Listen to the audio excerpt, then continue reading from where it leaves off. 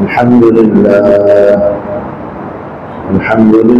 نحمده ونستعينه ونستغفره ونؤمن به ونتوكل عليه ونعوذ بالله من شرور أنفسنا ومن سيئات أعمالنا من يهدي الله فلا مضل له ومن يضلله فلا هادي له ونشهد أن لا إله إلا الله وحده لا شريك له ونشهد أن سيدنا ونبينا ومولانا محمدا عبده ورسوله صلى الله تعالى عليه وعلى آله وأصحابه وبارك وسلم تسليما كثيرا أما بعد فأعوذ بالله من الشيطان الرجيم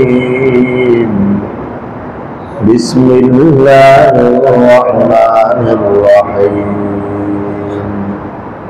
كلا لما يقض ما أمره فلينظر الإنسان إلى طعامه أنا صببنا الماء صبا ثم شققنا الأرض شقا فأنبتنا فيها حبا وعنبا وقضبا وزيتونا ونخلا وحدائق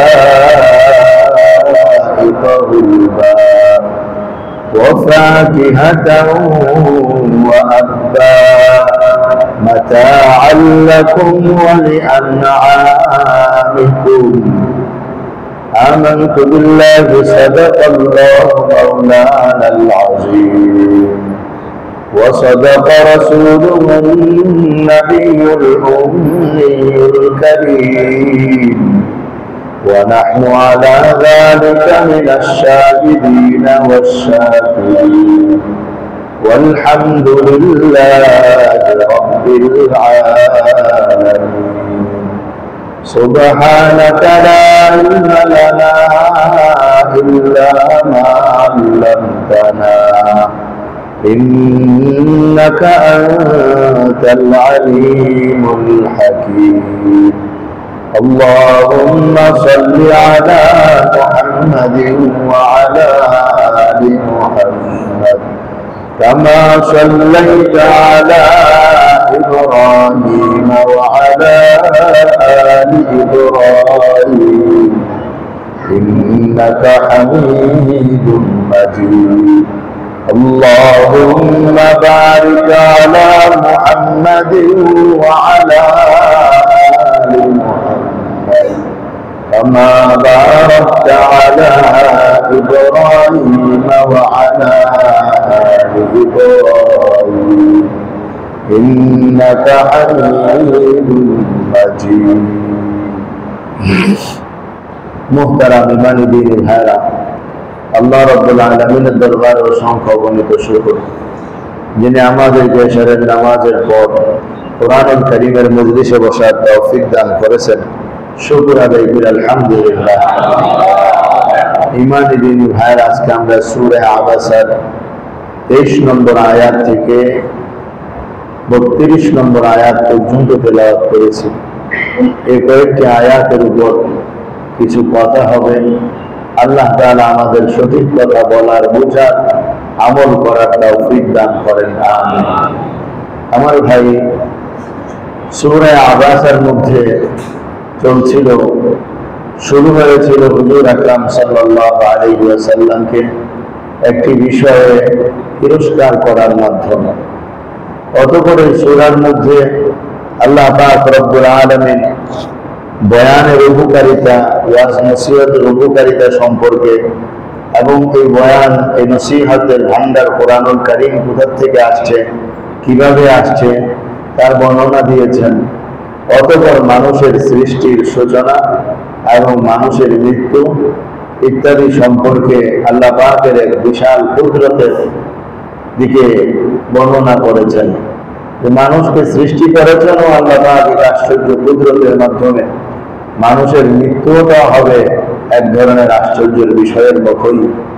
আবার এই মানুষকে আল্লাহ তাআলা জীবন আর মরণের মধ্যখানে তার জীবন ধারণের জন্য ব্যাপক নিয়ামত দিয়েছেন, সেই নিয়ামতের বর্ণনা আসতে হবে।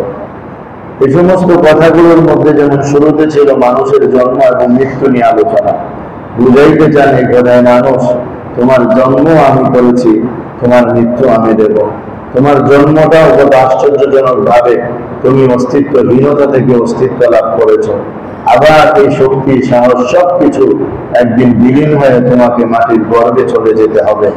এর দ্বারা আল্লাহ বুঝাইতে চান যে আসলে থাকার জায়গা দুনিয়া না, আর মানুষ নিজস্ব কোনো ক্ষমতার বলে সে চলে না। নিশ্চয় তার উপরে কোনো কর্তৃত্ববান ক্ষমতাবান আছে, যে কর্তৃত্ব এবং ক্ষমতাওয়ালা আল্লাহর হুকুমেই সবকিছু হচ্ছে। এই জন্য মানুষের উচিত আল্লাহকে স্বীকার করা, আল্লাহকে মেনে নেওয়া, যে আল্লাহ অসীম কুদরতের মাধ্যমে অস্তিত্বহীনতা থেকে তার অস্তিত্বকে নিয়ে আসছেন।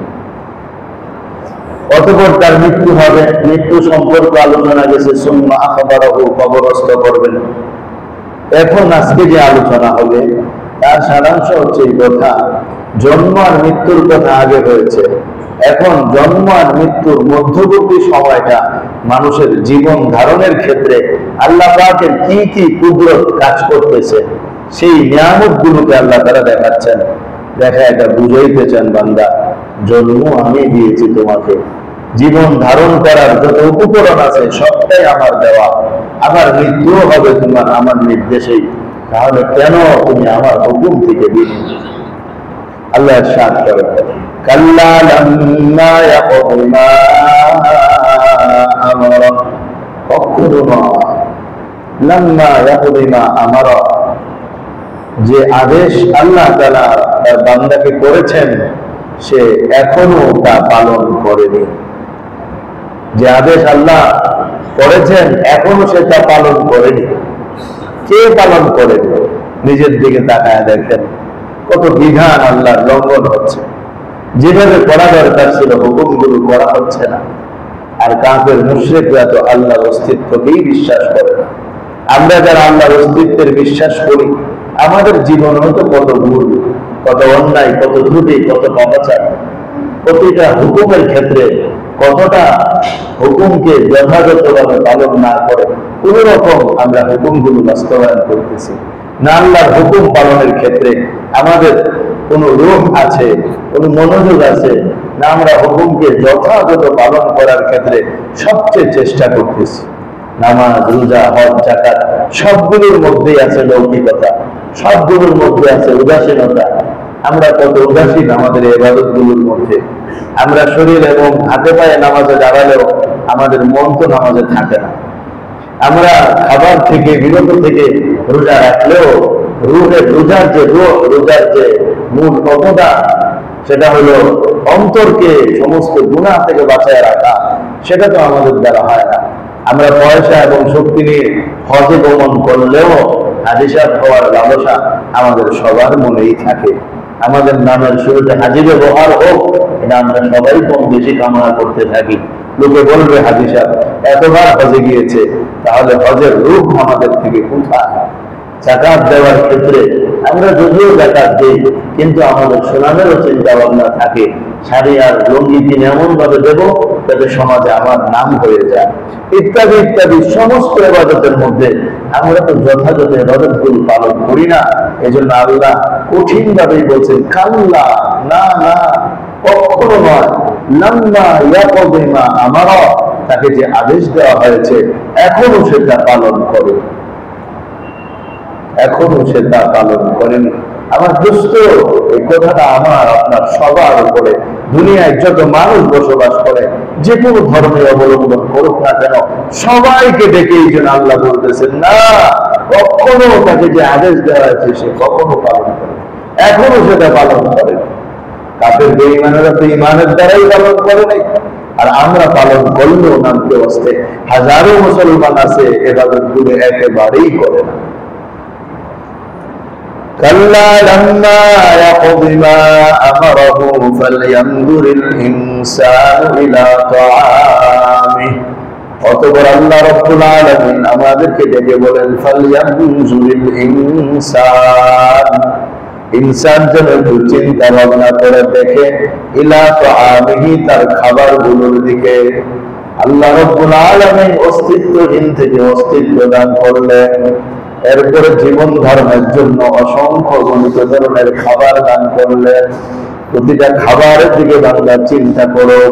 ইয়ানজুর অর্থ হলো চিন্তা করা, ওই চিন্তা যে গবেষণার মতো চিন্তা। ফালইয়ানজুরিল ইনসানু ইলা তাআমিহি আন্না সাবাবনাল মা'a সাব্বা।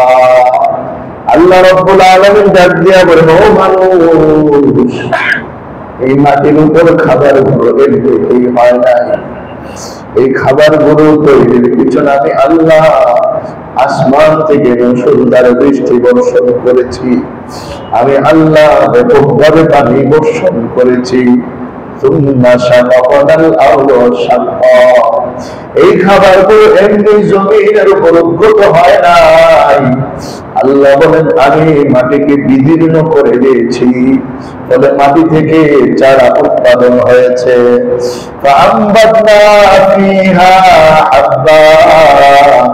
অতঃপর আমি ওই জমিন থেকে শস্য উদ্গত করেছি। তো আল্লাহ রাব্বুল আলামিন এক খাবারের কথা বললেন, এ মানুষ, যে খাদ্য তুমি গ্রহণ করো ওই খাদ্যর দিকে একটু চিন্তা করো, কে বানাইলো খাবার, কার খাওয়াটা খাচ্ছ, কার দেওয়া খাদ্য রক্ষণ করে গায়ের শক্তি হচ্ছে, একবার চিন্তা করলাম না? যে নিয়ামত দাতা প্রভু তোমার জন্য এত অফুরন্ত খাবারের ব্যবস্থা করলেন, ওই প্রভুকে তুমি চিনলা, ওই প্রভুকে তুমি জানলা না?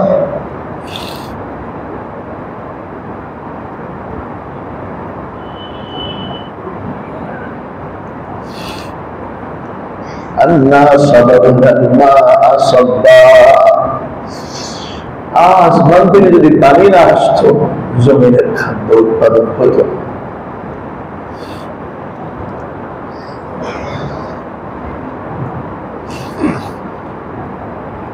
এই বছরই তো বৃষ্টি অনেক দেরিতে হয়েছিল, আমাদের জন্য দেরিতে।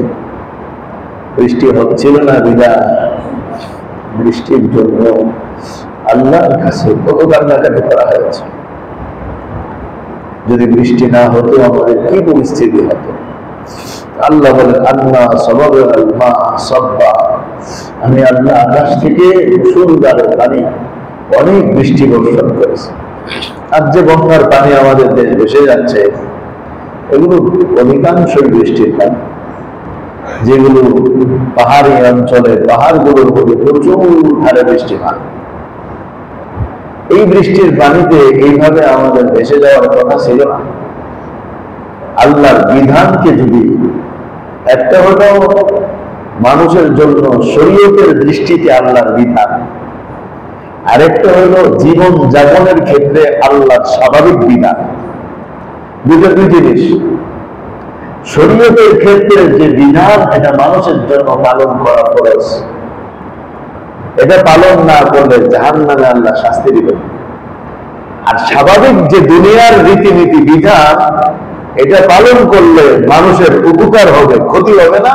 ওটা বন্ধ করলে মানুষের ক্ষতি হবে। এই নদীর মধ্যে এই বাঁধগুলো কে দিতে হচ্ছে?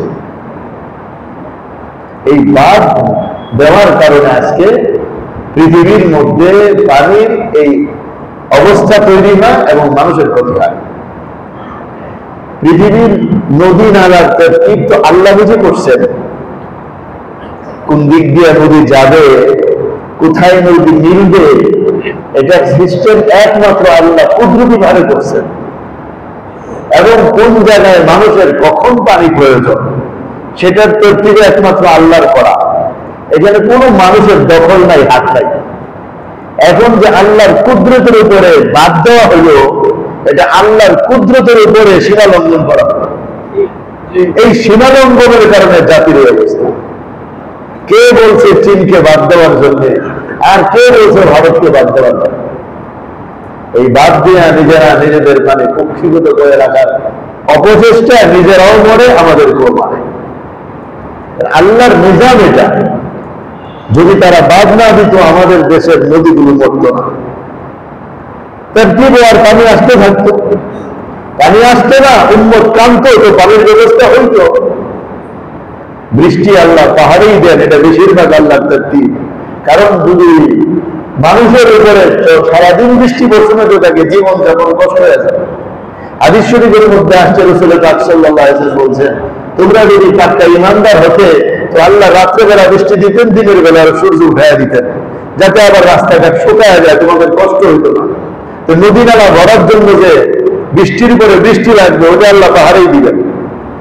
তো আল্লাহ তো আল্লাহর কুদরতে ঠিকই আছেন, বান্দা আল্লাহর কুদরতের উপর হস্তক্ষেপ করে নিজেদের জীবনটাকে ধ্বংস করতেছে। এই বাদ সাধনের কারণে আজ আমাদের এই অবস্থা। কারণ আল্লাহর কুদরতের মধ্যে বাধা, আল্লাহর কুদরতে বাধা দিয়ে কেউ টিকতে পারে না। সবার জীবনের কষ্ট। আল্লাহর কুদরত আমাদের নাক দিয়ে বাতাস যাবে। যদি আপনি নাক দিয়ে বাতাস না দিতে চান, তাইলে আপনারা তার দোকান লাগবে, তার দোকানে কিছু আওয়াজ না করতে। তো আল্লাহর সিস্টেম যেটা সেটাই। আল্লাহর জায়গা আছে যেখান দিয়ে পায়খানা বের হবে, পেশাব বের হবে, এটা কুদরতি জায়গা। এর ব্যতিক্রম করার ক্ষমতা আমাদের কারো আল্লাহ দেন নাই। কিন্তু এই নদী নালাগুলোকে আল্লাহ তরতিবে চালায় দিচ্ছেন। এটার মধ্যে যখন আটকায় দেওয়া হবে, তো এটার মধ্যে ক্ষতি সাধন হবে।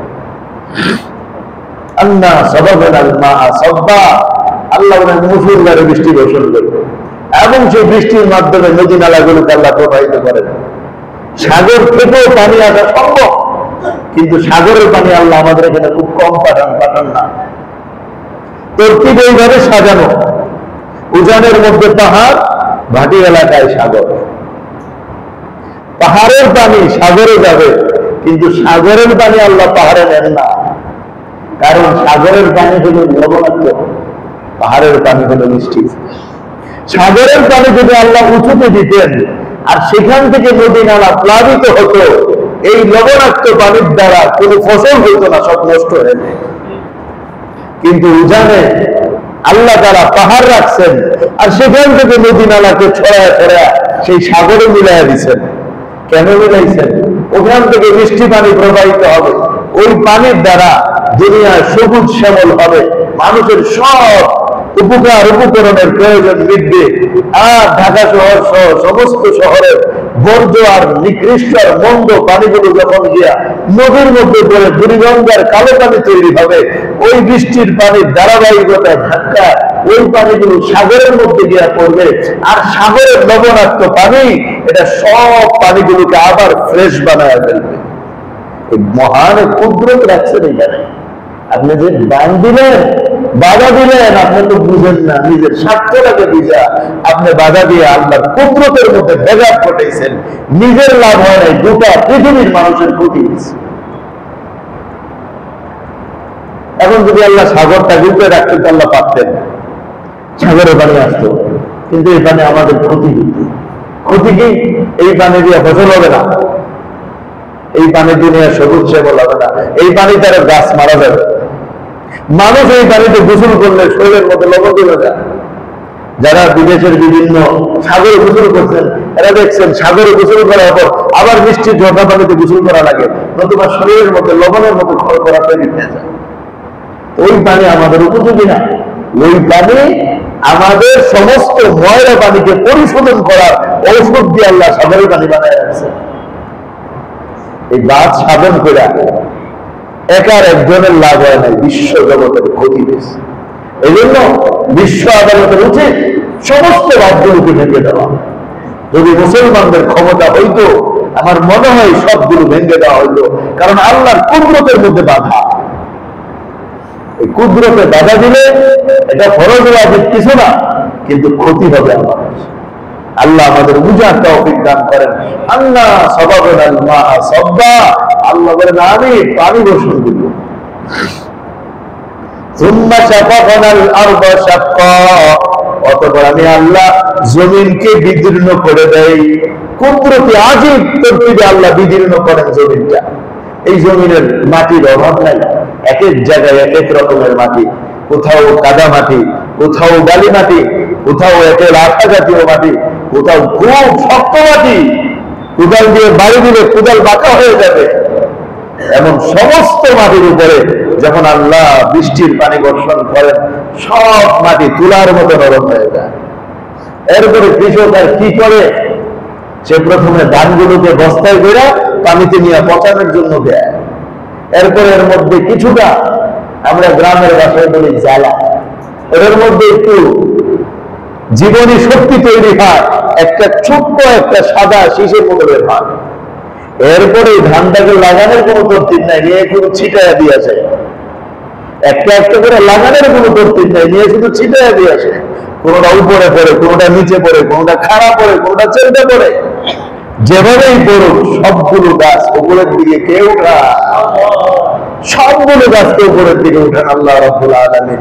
সুম্মা শাকাকানাল আরদা শাক্কা, আর জমিন তো শক্ত জমিন হওয়া সত্ত্বেও আসমানের পানি আর নদীর পানি, খাল বিলের পানির মাধ্যমে এতটাই নরম করে দেন, এত দুর্বল একটা গাছের চারা দুইটা পাতা এমন ভাবে উঠে যে তাকে কাদাও আটকায় রাখতে পারে না। অথচ এত দুর্বল একটা মুরগির সামনে ওর জীবন শেষ। ঘরের আশেপাশে যে চারাগুলো মানুষ রোপণ করে, মুরগি পাইলে বরকত মনে করে খাওয়া ফেলা, মজা হয়, অনেক মজাদার, মুরগির জন্য অনেক মজাদার আছে। একটুকুই গাছটা শেষ, এই জন্য ওটাকে ঢেকে রাখতে হয়। একটু বড় হয়, আবার একটু পাহারা দিতে হয়, আবার বড় হয়। কতটা দুর্বল, এত দুর্বল একটা জিনিস, এটা কিভাবে এত শক্তিশালী একটা জমিনকে ভেদ করে বেরিয়ে, অথচ কাদার ভিতরে কোন জিনিস দিলে পচে যাওয়ার কথা। সেই পচা জায়গা থেকে যিনি ফুল ফোটান,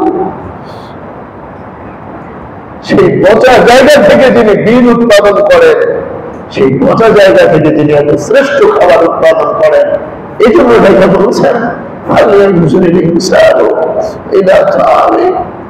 মানুষ তার খাবারের প্রতি একটু চিন্তা করুক। কোথায় থেকে খাবার তার সামনে আসলো?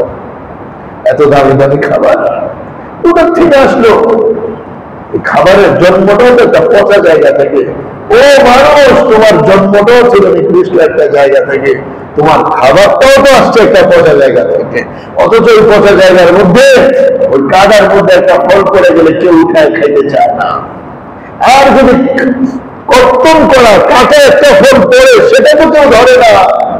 কিন্তু সেই জায়গা থেকে যিনি ফলের উদ্ভাবন করলেন,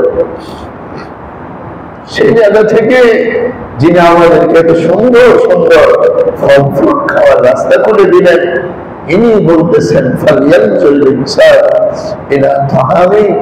একটু খাবারের প্রতি চিন্তা করো, বেশি করে চিন্তা করা লাগবে না। তিনি বের হয়ে যাবে যে আল্লাহ খাবার তৈরি করেছেন, ওই আল্লাহ আমার আল্লাহ, যে আল্লাহ খাবার তৈরি করেছেন ওই আল্লাহ আমার বিধানদাতা, ওই আল্লাহর ইবাদত করা দরকার, ওই আল্লাহর মন খায়া গুণ গাওয়া দরকার। যদি তা না করি তো আমার মতো নিমক খারাপ আর জগতে নাই। এটা বোঝানোর জন্য কি আশ্চর্য তৈরি।